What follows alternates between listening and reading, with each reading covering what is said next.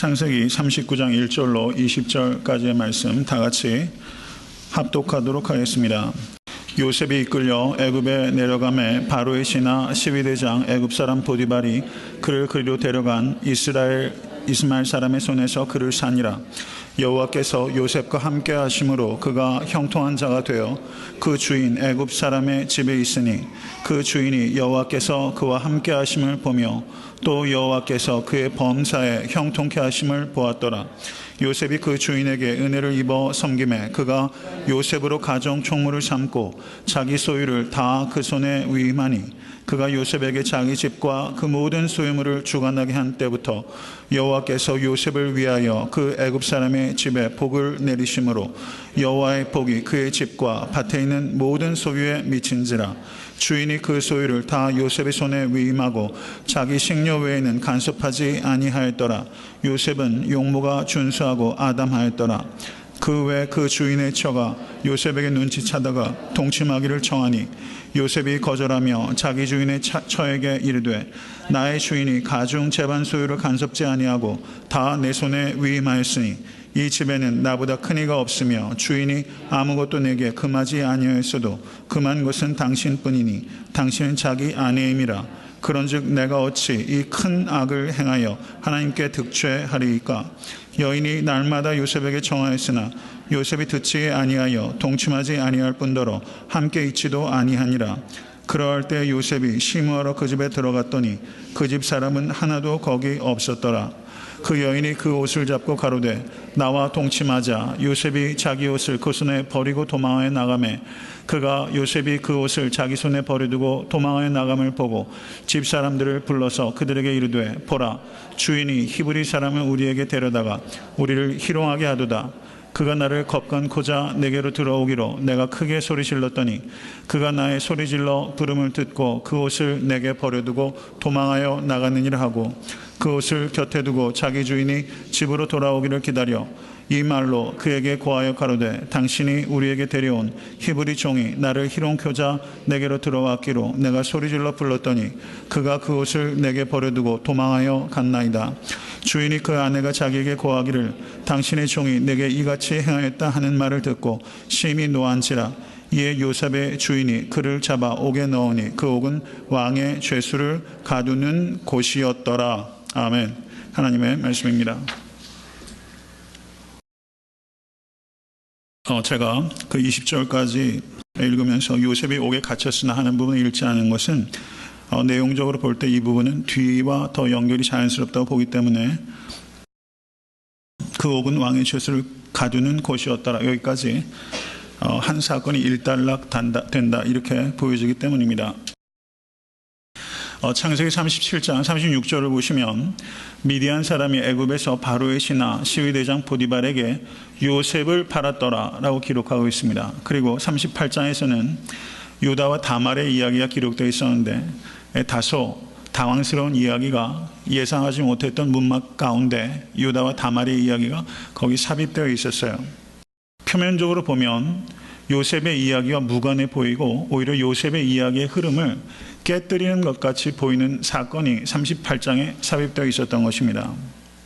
그런데 그 사건을 유심히 살펴보면 유다와 다말을 통해서 쌍둥이가 잉태되고 그 자녀를 통해서 다윗이 나오게 되고 그 자손을 통해서 그리스도께서 나오게 됩니다. 이 유다가 다말에게 그는 나보다 옳도다 라고 인정하는 것이 계기가 되어서 유다는 그 전에는 무정하고 무감각하고 강팍한 사람이었는데 이 다말의 사건을 통해서 그는 나보다 옳도다 하면서 그의 인생에 결정적인 전환점을 맞게 됩니다.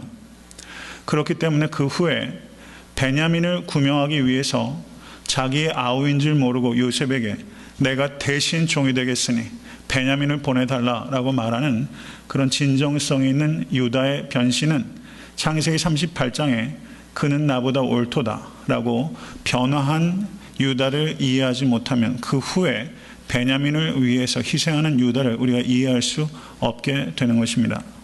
그래서 유다와 다말의 사건은 요셉 이야기에 필연적으로 있어야 될 사건으로 존재하게 되는 것이고 그 위치가 38장에 오게 되었다. 이것이 지난주에 설교 말씀드린 요지이다 이렇게 볼 수 있습니다.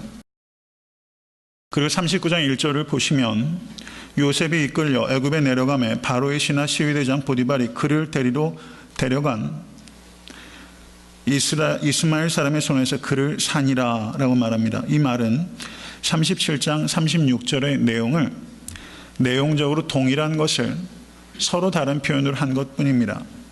37장 36절에서는 요셉을 팔았다라고 말하는데 여기에서는 보디발이 요셉을 샀다라고 말하고 있을 뿐이에요. 여러분, 사람이 팔고 사는 물건처럼 전락해 버리게 된 것입니다. 요셉이 이끌려 애굽에 내려가매라고 말하면서 이 수동태의 주어로 요셉이 등장함으로 인해서 이제 앞으로의 사건의 주요한 인물은 요셉이 될 것이라는 것을 나타내고 있습니다. 이렇게 요셉이 팔리고 삶을 당하면서 사랑받는 아들의 입장에서 이제 일개 이방 나라의 노예로 전락하게 됩니다.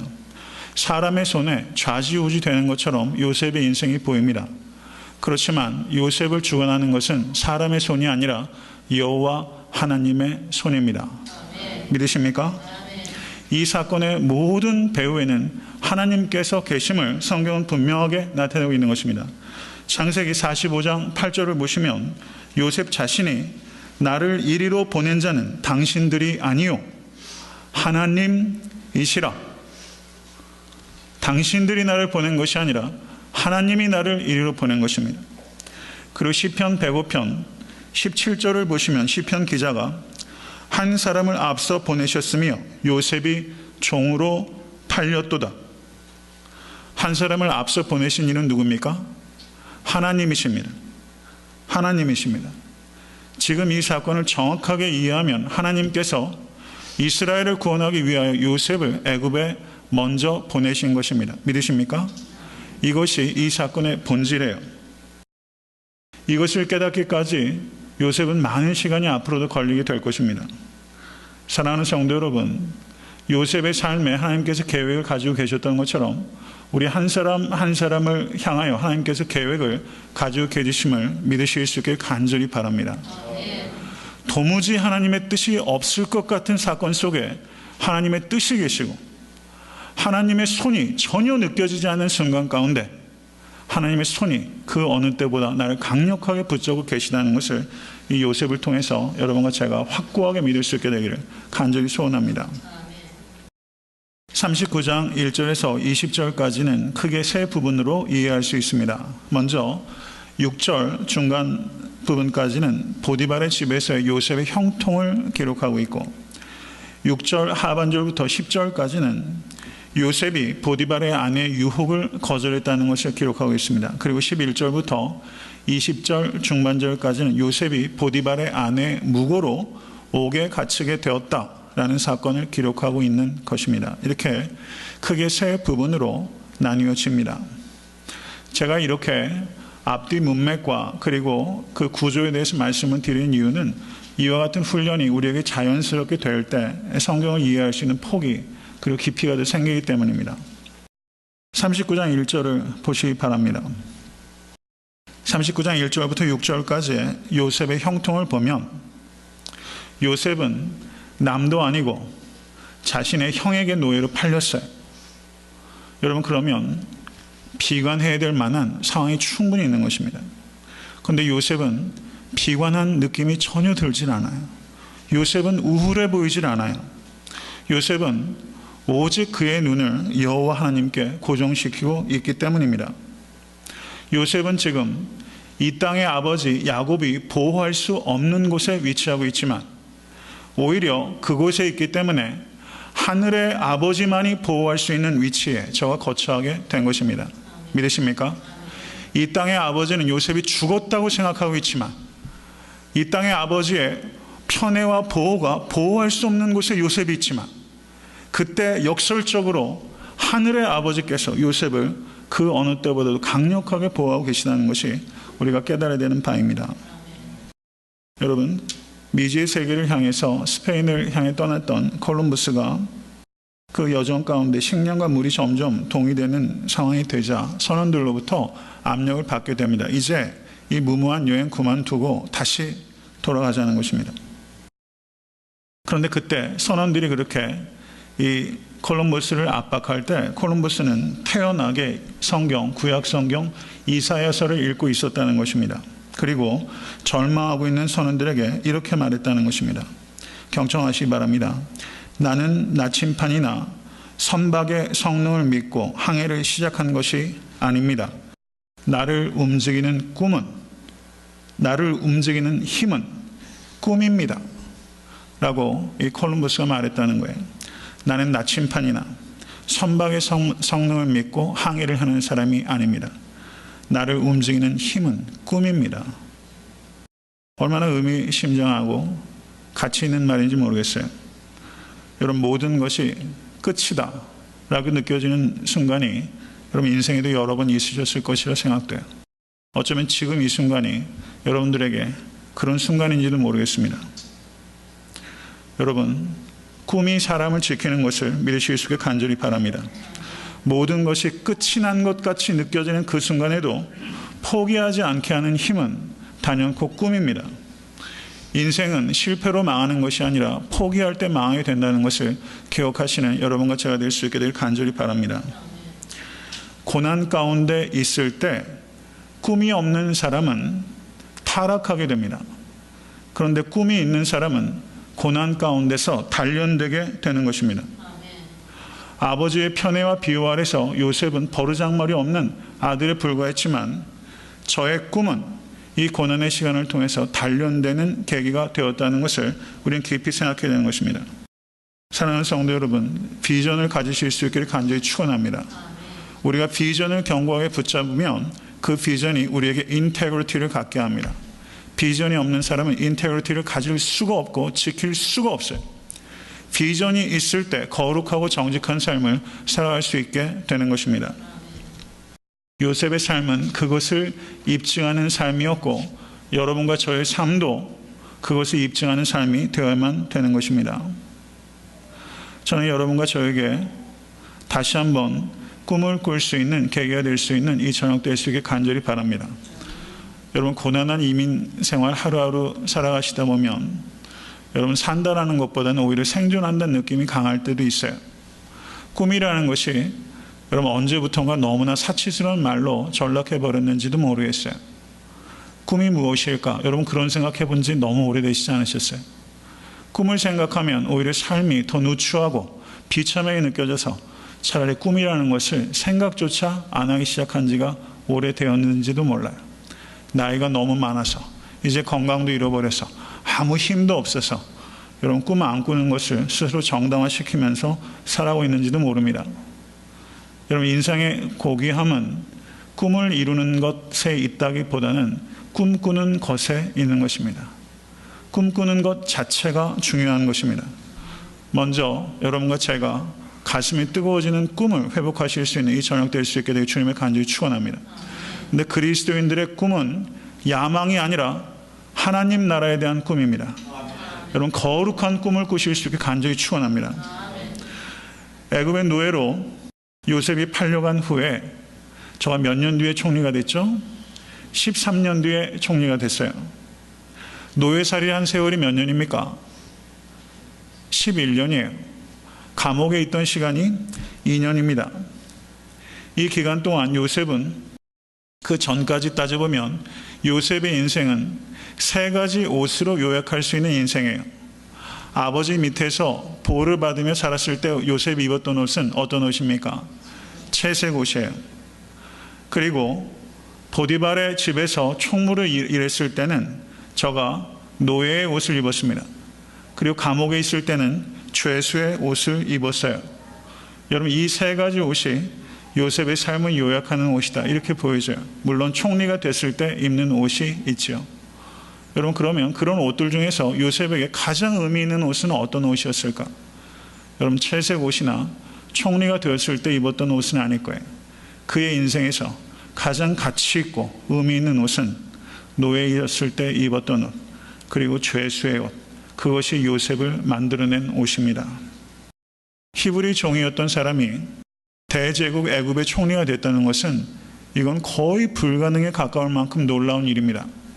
그런데 요셉이 총리가 되었다는 사실보다 놀라운 것은 요셉이 총리가 되기까지 그 과정에 있어서 요셉이 하나님 앞에서 정직했다는 사실이 총리가 되었다는 사실보다 더 놀라운 사실입니다.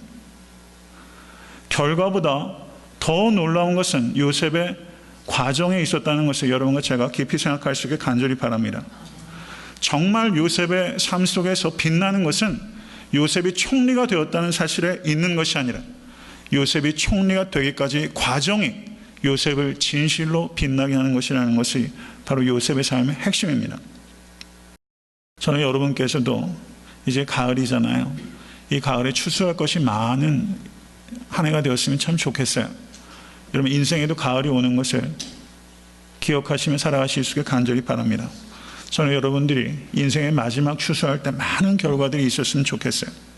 그런데 결과의 성공보다 중요한 것은 과정의 성공일 수 있다는 것을 받아들이시는 여러분과 제가 될 수 있게 간절히 바랍니다.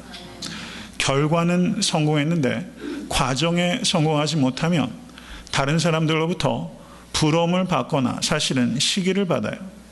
그런데 어떤 사람에게 존경이 주어지는가? 그것은 결과의 성공뿐만 아니라 과정의 성공이 있는 사람을 우리는 존경할 수 있게 되는 겁니다. 결과에 성공한 사람은 보석을 얻지만 과정에 성공한 사람은 보석이 됩니다. 여러분 이것을 기억하실 수 있게 간절히 바라요. 결과에 성공한 사람은 보석을 얻지만 과정에 성공한 사람은 보석이 돼요. 하나님께서는 결과에 성공한 사람이 아니라 과정에 성공한 사람을 귀히 여기신다는 것을 기억하신 여러분과 제가 될 수 있게 간절히 바랍니다. 그러나 어떻습니까? 우리가 살고 있는 이 악한 세상은 과정의 성공을 그렇게 높이 평가하는 시대가 아니에요. 무한 경쟁 시대예요. 결과만 좋으면 과정이 어떠했든지 간에 정말 한양만 가면 된다는 것이 세상의 철학이요, 세상의 거짓 가르침입니다. 저는 에탄 때 섬기는 교회가 성장할 수 있게 되기를 원합니다. 그런데 이 성장은 성숙의 결과일 때만 의미를 갖게 되는 것입니다. 만약에 성숙해지지 않고 성장만 하게 된다면 그러한 교회의 성장은 오히려 교회와 이 땅에 힘이 되는 것이 아니라 짐이 된다는 것을 여러분과 제가 항상 의식하면서 여러분 거룩한 부흥을 꿈꾸시는 여러분과 제가 될 수 있게 되기를 주님의 간절히 축원합니다. 여러분 거룩한 부흥을 위해서 열망을 가지실 수 있기를 간절히 바라요. 세상이 얼마나 악한지를 깨달아야 거룩한 부흥에 대한 열망을 가질 수 있어요. 그리고 그 열망이 있을 때 그것을 위해서 기도할 수 있게 되고 그리고 그것을 위해서 헌신하고 그리고 나아가 희생할 수 있게 되는 것입니다. 여러분 이 세상에서 정말 어떤 것이 우리의 마음을 두근거리게 하고 가치 있는 일이 무엇입니까? 그것은 이 땅에 하나님의 나라가 확장되는 거룩한 부흥에 대한 열망입니다. 그리고 그것은 많은 경우에 몸된 교회를 통하여 나타나게 될 것입니다. 여러분 정말 교회다운 교회가 될 수 있기 위해서 기도하시고 이 일을 위해서 고민하고 그리고 헌신한 여러분과 제가 될 수 있게 되길 간절히 바랍니다. 요셉의 삶을 특징 짓는 말을 하나를 고른다면 저는 39장 2절 보세요. 여호와께서 요셉과 함께 하심으로. 요셉의 삶은 여호와께서 함께 하시는 삶이었어요. 3절 보시기 바랍니다. 그 주인이 여호와께서 그와 함께 하심을 보며. 보디발은 애굽의 시위 대장이에요. 평생 동안 이방 우상 숭배에 완전히 찌든 사람이에요. 그런데 그 사람의 눈에도 여호와께서 요셉과 함께 하심이 보일 만큼 요셉은 하나님과 항상 함께 있는 사람이었어요. 21절을 보시기 바랍니다. 여호와께서 요셉과 함께 하시고 그에게 인자를 더하사 전욱에게 은혜를 받게 하시매. 23절도 보시기 바랍니다. 전욱은 그의 손에 맡긴 것을 무엇이든지 돌아보지 아니하였으니 이는 여호와께서 요셉과 함께 하심이라. 여호와께서 그의 범사에 형통케 하셨더라. 여러분 믿으세요? 여러분 노예로 팔려간다는 것을 여러분과 저는 이 심각성을 이해하지 못해요. 감옥에 갇힌다는 것이 어떤 의미인지 여러분과 저는 알지 못해요. 무려 13년입니다. 하나님께서 함께 하실 것을 느끼기가 가장 어려운 시간이 여러분 노예로 있을 때와 죄수로 있을 때. 하나님께서 이 시간은 함께하지 않는다고 이야기할 수 있는 그 시간에 하나님께서는 요셉과 함께 하셨어요.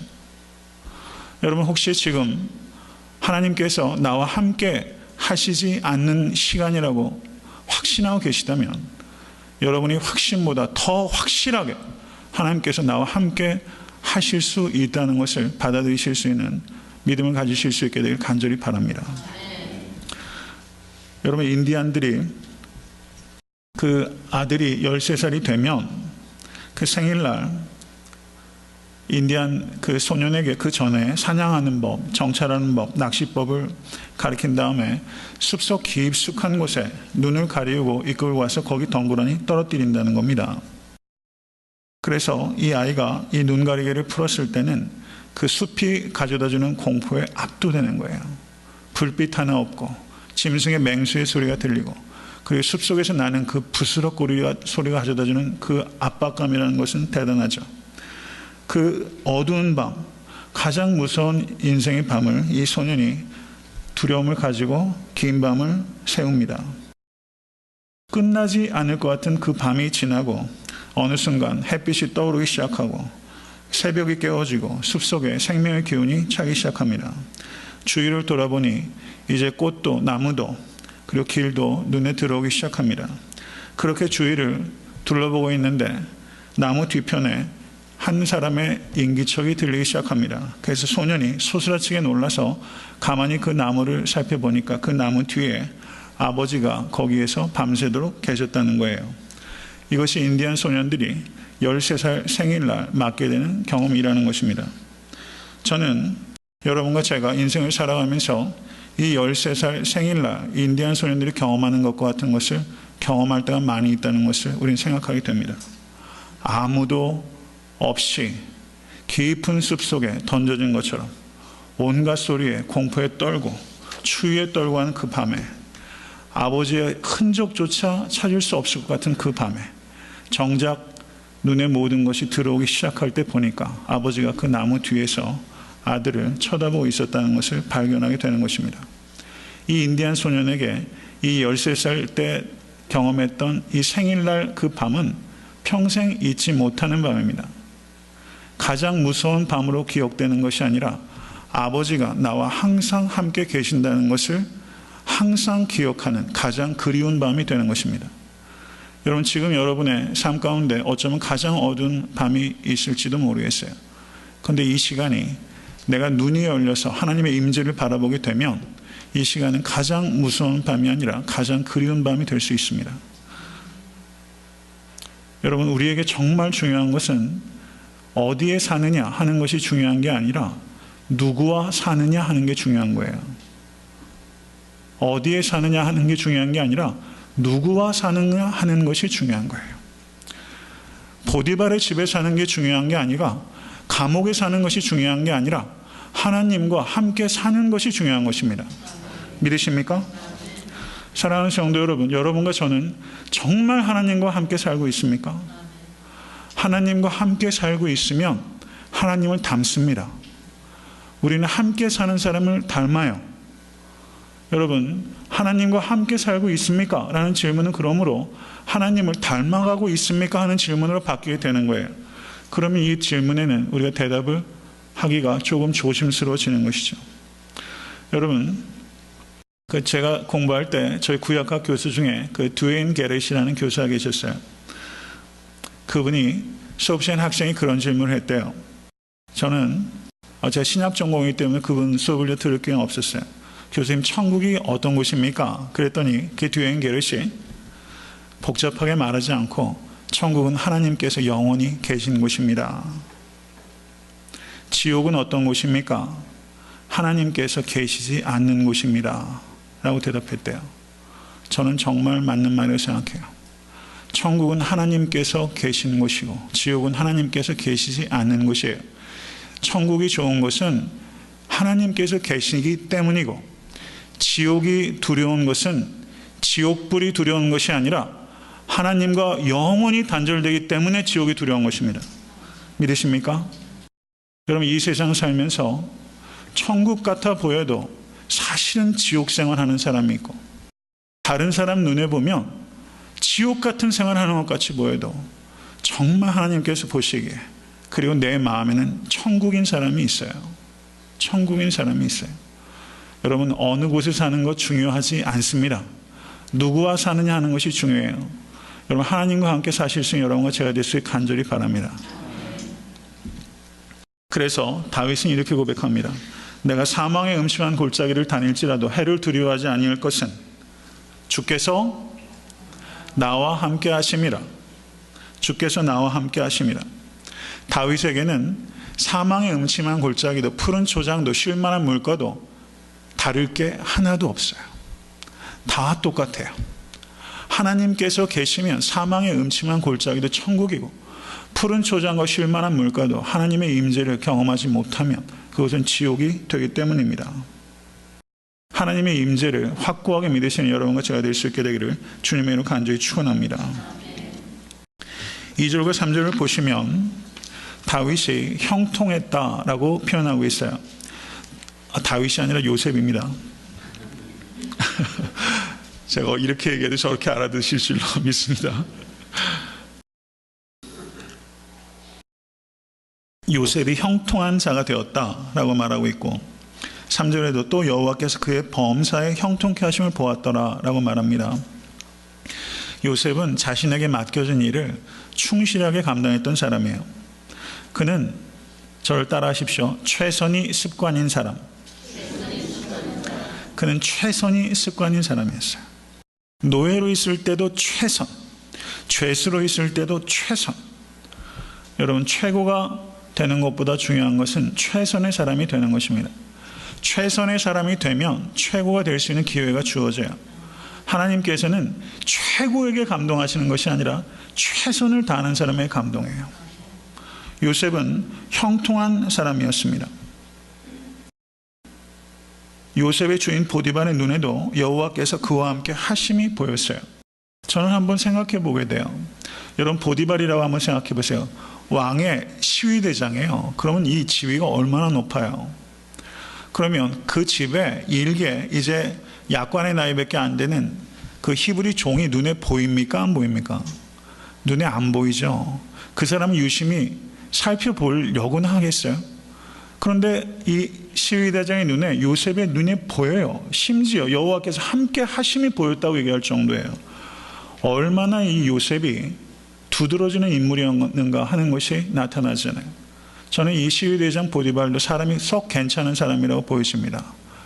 그런 것을 살필 수 있는 눈을 갖는다는 것은 사실은 아무나 가질 수 있는 눈도 아니에요. 그런데 이 보디발이 그렇게 고백하지 않습니까? 여호와께서 그의 범사에 형통케 하심을 보았더라.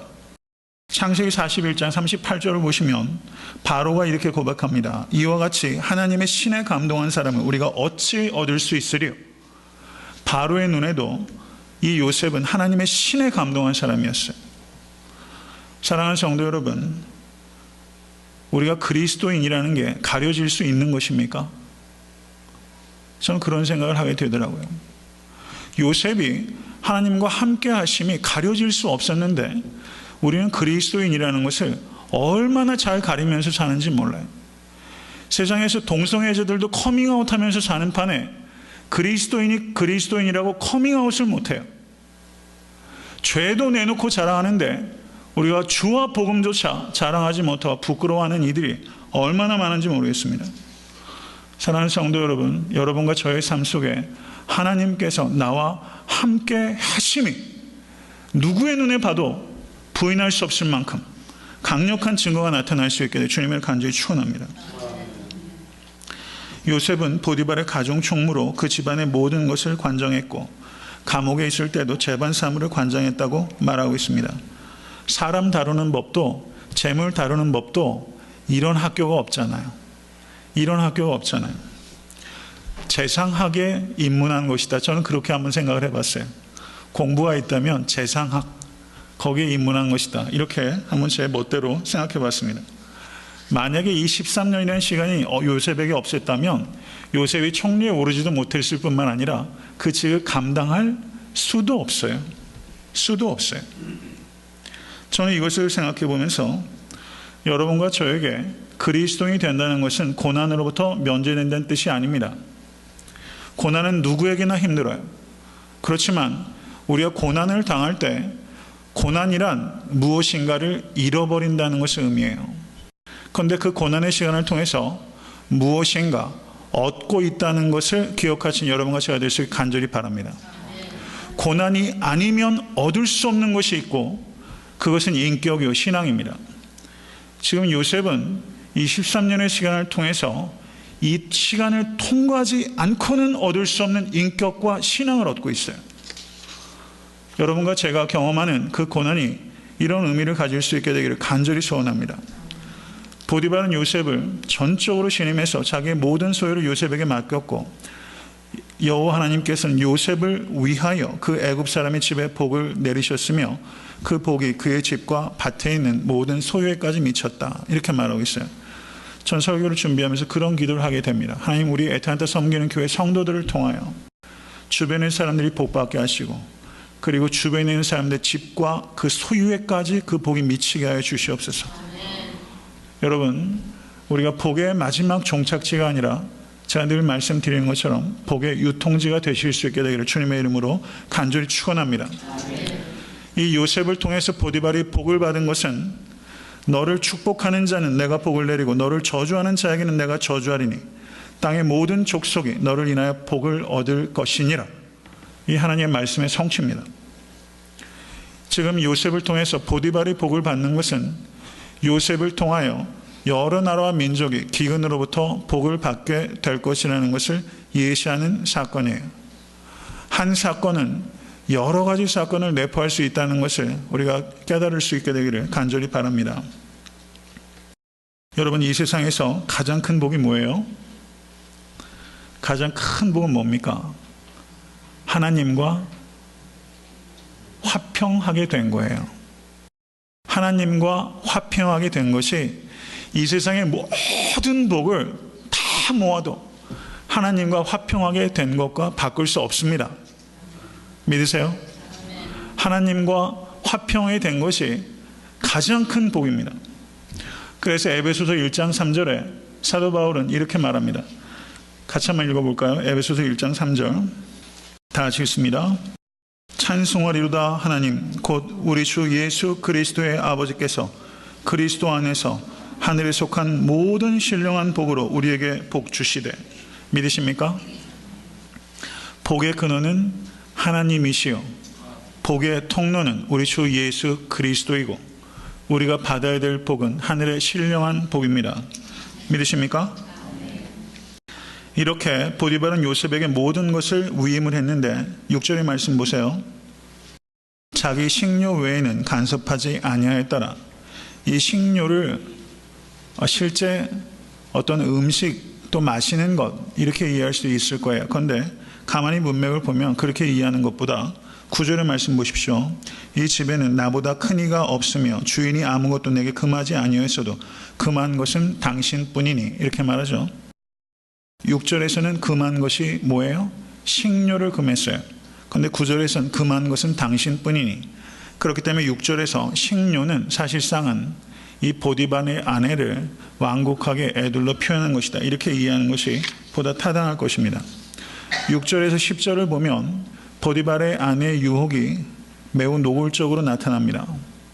여러분 기억하실 수 있게 되길 바라요. 1절부터 6절까지는 형통에 대해서 기록하고 있어요.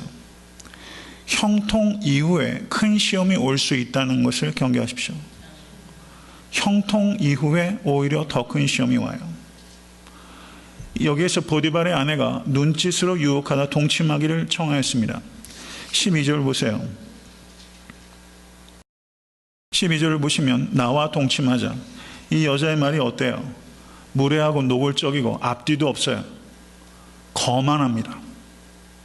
일개 종 따위는 나와 동침하자. 그 말이면 충분하다고 얘기할 만큼 여기에 있는 성경 기자 모세는 이 여인의 태도를 이렇게 간결하게 요약해서 말하고 있습니다. 그러나 요셉은 자신의 태도를 분명하게 나타냅니다. 그 내용이 9절에서 10절의 내용이에요. 자기 주인의 처에게 이르되 나의 주인이 가중 재반 소유를 간섭지 아니하고 내 손에 위임하였으니 이 집에는 나보다 큰 이가 없으며 주인이 아무것도 내게 금하지 아니하였어도 금한 것은 당신뿐이니 당신은 자기 아내임이라. 그런즉 내가 어찌 이 큰 악을 행하여 하나님께 득죄하리이까. 주인의 신뢰에 배신할 수 없고, 두 번째, 하나님께 득취할 수 없다라고 말한 것입니다. 하나님께 득취할 수 없다. 보디발의 아내를 취하는 것은 보디발에게 범죄하는 것 이전에 하나님께 범죄하는 것입니다 라고 말하는 거예요. 다윗이 밧세바를 범하고 나단 선지자 그 죄를 지적했을 때 다윗이 뭐라고 말합니까? 내가 여호와께 범죄하였나이다. 여호와께 범죄하였나이다. 밧세바를 범할 때 우리아에게 범죄하기 이전에 밧세바를 범한 것은 여호와께 범죄한 거예요. 여러분과 제가 항상 기억해야 되는 것은 내가 누군가를 향하여 범죄한 것은 그 누군가가 아니라 1차적으로 하나님께 대하여 범죄한 것입니다. 이것을 항상 기억하실 수 있게 간절히 바랍니다. 그 뒤에 이어지는 내용을 보시기 바랍니다. 그 뒤에 보면 10절 말씀 보세요. 여인이 날마다 요셉에게 청하였으나, 이 유혹이 일회적인 것이 아니라 지속적인 것이었는데 유대 문헌을 보면 이 보디발의 아내가 요셉을 유혹한 것이 1년이 넘었다는 거예요. 11년 종살이 했으니까 1년만 했을까 이런 생각 들어요. 정말 연을 넘겨가면서 유혹했을 수 있어요. 그런데 요셉이 듣지 아니하며 동침하지 아니할 뿐더러 함께 있지도 아니하였더라 이렇게 말하고 있습니다. 이 요셉은 유혹 앞에 허물어진 사람이 아니라 유혹 앞에 견고해진 사람입니다. 여러분, 그리스도인들은 이 세상의 가장 심각한 문제가 죄의 문제라는 것을 깨닫는 사람입니다. 이 세상에서 가장 심각한 문제는 경제적인 문제가 아닙니다. 정치적인 문제가 아닙니다. 환경적인 문제가 아닙니다. 가장 심각한 문제는 죄의 문제입니다. 믿으십니까? 그리스도인들은 이것을 믿는 사람이에요. 먹고 사는 문제가 아니라 죄의 문제가 가장 본질적인 문제라는 것을 깨닫는 사람이에요. 요셉은 함께 있지도 않았어요. 그리고 11절 말씀 보십시오. 그러할 때 요셉이 심부하러 그 집에 들어갔더니 그 집 사람은 하나도 거기 없었더라 라고 말합니다. 그 집 사람은 하나도 없었더라. 그래서 잘 아시는 대로 요셉이 이 보디발의 아내가 옷을 낚아채자 그것을 버려두고 도망하여 나갔다. 여러분, 죄가 우리를 유혹할 때는 이 죄가 어느 정도인지 여러분 시험하려고 하지 마세요. 살짝 맛보려고 하지 마세요. 죄라는 것을 알면 그 자리에 도망하여 갈 수 있게 되길 간절히 바랍니다. 그 집사람의 집에 아무도 없었고 오직 보디발의 아내만 있었어요. 여러분, 이 말을 우리가 깊이 생각해야 됩니다. 사람이 있고 없고에 따라서 요셉은 행동이 바뀌는 사람이 아니었어요. 그러나 여러분과 저는 사람이 있고 없고에 따라서 행동이 거의 180도 바뀌는지도 몰라요. 사람이 있고 없고에 따라서 우리는 매우 바뀌어요. 매우 바뀌어요. 예배 드리는 태도도, 기도하는 것도 바뀌어요. 심지어 하나님께 드리는 예물도 사람이 보느냐 보지 않느냐에 따라서 바뀌어요. 우리는 사람이 있고 없고에 따라서 무지하게 영향을 많이 받습니다. 그럼 D.L. 무디 목사님께서 이런 말씀을 하셨어요. 저를 따라 하십시오. 인격이란 아무도 보는 이 없을 때 당신의 모습이다. 이것이 인격의 정의입니다. 인격이란 아무도 보는 이 없을 때 당신의 모습이다. 이것이 인격의 정의라고 말하고 있는 것입니다. 오늘 설교의 제목을 제가 코람데오의 신앙이라고 붙였어요. 코람데오란 말은 아마 많은 분들께서 아시려 생각합니다. 라틴어예요. 이것은 하나님 앞에서라는 뜻입니다. 코람데오의 신앙은 하나님 앞에 내가 있다는 것을 항상 의식하면서 사는 신앙이 코람데오의 신앙입니다. 어디에 있든 언제 있든 누구와 있든 혼자 있든 하나님 앞에 내가 있다는 의식을 갖는 것이 코람데오의 신앙이에요. 이것이 신앙의 절정이라고 말할 수 있습니다. 쉬운 일이 아닙니다. 여러분, 이 의식을 가질 수 있기를 간절히 바랍니다. 사람들과 함께 있을 때나 나 혼자 있을 때나 여러분 일관되게 경건의 모습을 가질 수 있는 여러분과 제가 될 수 있게 되기를 간절히 바랍니다. 그 뒤에 이어지는 내용을 보시면 간략하게 말하겠습니다. 요셉이 도망간 후에 14절 말씀을 보세요. 집사람들을 부릅니다. 보라, 주인이 히브리 사람을 우리에게 데려다가 우리를 희롱하게 하도다. 주인이 요셉을 히브리 사람을 여기에서 이 보디발의 아내가 인종적인 편견을 자극하고 있는 거예요. 우리에게 데려다가 우리를 희롱하게 하도다. 지금 누구를, 이 거짓말이지만 여기에서 우리에게라는 말이 얼마나 선동적인 말인지 한번 생각해 보세요. 이 보디발의 아내가 평소에 종을 어떻게 대했겠어요? 우리라는 생각을 한 사람입니까? 안 한 사람입니까? 안 하죠. 근데 지금 자신의 편을 만들기 위해서 우리에게 데려다가 우리를 희롱하게 하도다 라고 말하면서 인종적인 편견을 자극하고 거짓말로 사람들을 선동하고 있어요. 세상에서 우리가 많이 보는 일입니다. 그 뒤에 이어지는 말씀 보세요. 17절 말씀. 보디발에게 하는 말입니다. 당신이 우리에게 데려온 히브리 종이 나를 희롱코자 내게로 들어왔기로. 당신이 우리에게 데려온, 책임 전가를 하고 있고 히브리 종이라고 말하면서 또다시 인종적인 편견을 지금 불러일으키고 있는 교묘한 말을 하고 있어요. 여러분 성경은 굉장히 리얼리티가 있어요.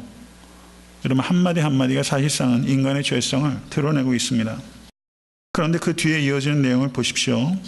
보디발이 매우 노했다, 심히 노했다 라고 말하면서 요셉의 주인이 그를 잡아 옥에 가두었다 라고 말하고 있습니다. 한번 남자 성도님들 한번 생각해 보세요. 여러분들께서 보디발이라 한번 생각해 보세요.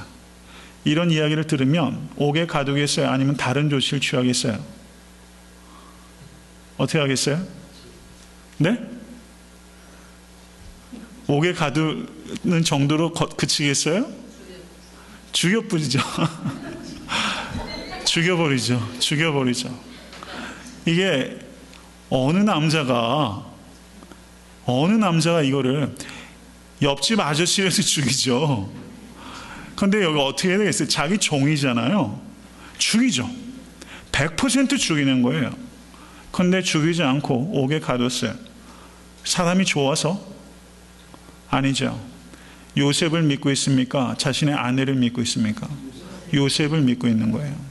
요셉을 믿고 있는 거예요.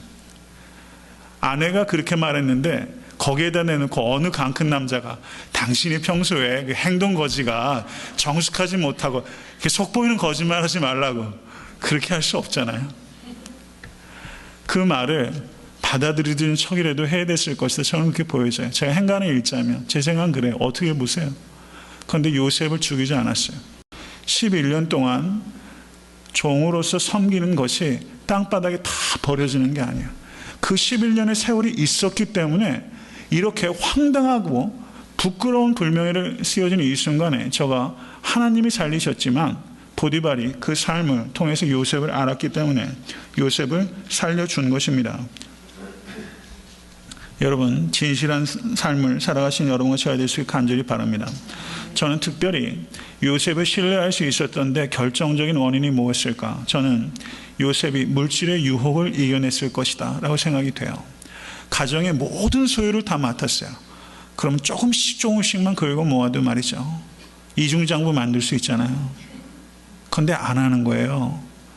여러분 그런 말이 있습니다. 물질의 유혹을 이기는 것이 성적 유혹을 이기는 것보다 어렵대요. 그런 이야기가 있어요. 가만히 보면 그런 게 이해가 좀 되잖아요.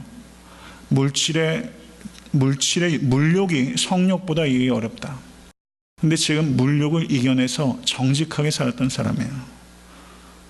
그러한 모습을 봤던 이 보디발이 성적 유혹 앞에 이 요셉이 흔들리지 않았을 것이라고 이 보디발은 사실상 알고 있었을 것이다. 여러분 삶의 모든 영역은 사실 밀접하게 연관되어 있어요.